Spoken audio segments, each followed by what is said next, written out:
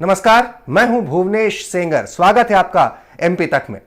मध्य प्रदेश में उपचुनाव संपन्न हो गए। उपचुनाव के पहले की स्थिति थी डगमग सरकार, लेकिन उपचुनाव के नतीजों के बाद अब स्थायी, स्पष्ट, सुदृढ़ सरकार। जी हां, नतीजों के बाद कैबिनेट की एक बैठक भी हो चुकी है। शिवराज सरकार फुल एक्शन मोड में है।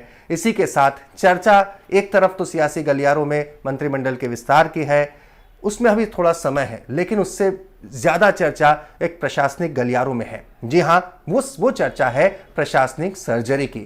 इससे पहले की स्थिति अलग थी, उपचुनाव के पहले की, और अब उपचुनाव और उपचुनाव के बाद की स्थिति काफी बदली हुई है। प्रशासनिक सर्जरी को लेकर जो चर्चा है उसमें सबसे बड़ी वजह है कई मंत्रियों का अपने ही विभाग के प्रमुख सचिवों यानी पीएस के साथ ठीक से तालमेल न बैठना या खटपट रहना। जी हां, इसकी कई बार शिकायत मंत्री मुख्यमंत्री को कर चुके हैं, अलग अलग। मिसाल के तौर पर अगर हम बात करते हैं, जैसे नगरीय प्रशासन विभाग की हम बात करें, मंत्री भूपेंद्र सिंह हैं और पीएस है नीतेश व्यास।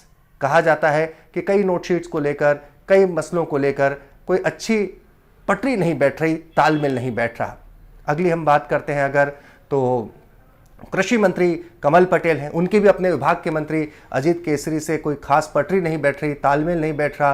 कई मसलों पर टकराव सामने आता है और ये टकराव फैसलों में नजर आने लग जाता है। इस लिहाज से भी कमल पटेल भी कई बार शिकायत कर चुके हैं। ये सब सूत्रों के हवाले से खबर है, क्योंकि ऑन रिकॉर्ड तो कोई बोलता नहीं, ऑन रिकॉर्ड तो सब कुछ ऑल इज वेल की भाषा वापरी जाती है। इसी के साथ अगर हम बात करते हैं, हम और भी कई उदाहरण है, तो इस तरह से जो अगर प्रशासनिक सर्जरी की बात की जा रही है, इसकी एक बड़ी वजह यह भी है कि चुनाव में जहां पर परफॉर्मेंस कैसा रहा, चुनाव को लेकर भी बहुत बड़ा एक बड़ा फैक्टर है, जिसको लेकर ये तो मैंने जब बात की प्रशासनिक सर्जरी की तो इसमें प्रमुख सचिव स्तर की बात की, लेकिन इसी के साथ ही कई स्तर हैं, कई लेवल हैं।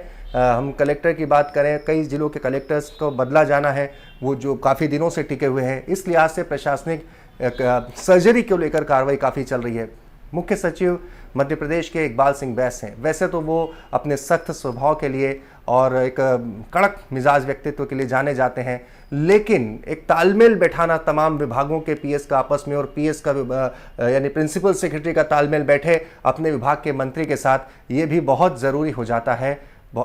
इसी कड़ी में अगर हम बात करें कि जब मंत्रियों की और पीएस की पटरी नहीं बैठ रही, उसमें आबकारी और वित्त मंत्री जगदीश देवड़ा हैं, जिनके विभाग के पीएस दीपाली रस्तोगी हैं, वहाँ भी खटपट की बातें आती हैं। कई नोटशीट जगदीश देवड़ा भेजते हैं, वो लौटा देती हैं। इस तरह की बातें सामने आ रही हैं। तो इस तरह की जब बातें हैं तो स्वाभाविक तौर पर पूरे सरकार पूरे दम के साथ चल सके, पूरी ताकत के साथ चल सके, पूरी विश्वसनीयता के साथ चल सके, इस लिहाज से एक बड़ी प्रशासनिक सर्जरी की तैयारी है। ये इसलिए भी ज़रूरी है क्योंकि मुख्यमंत्री ने तमाम मंत्रियों को कहा है कि हर महीने का रिपोर्ट कार्ड उन्हें देना होगा।